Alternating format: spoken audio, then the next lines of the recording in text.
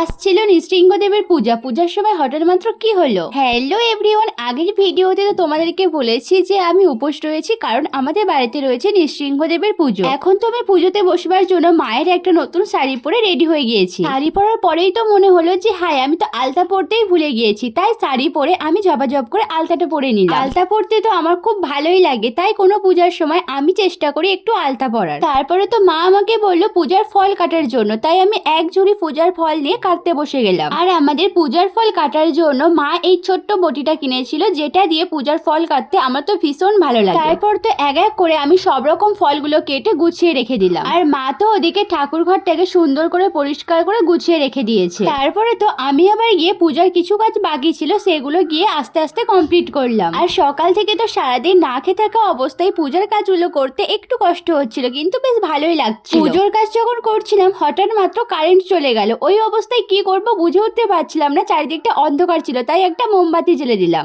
যাই হোক, তার কিছুক্ষণ পরেই তো কারেন্ট চলে এলো আর আমাদের পূজাটাও শুরু হয়ে গেল।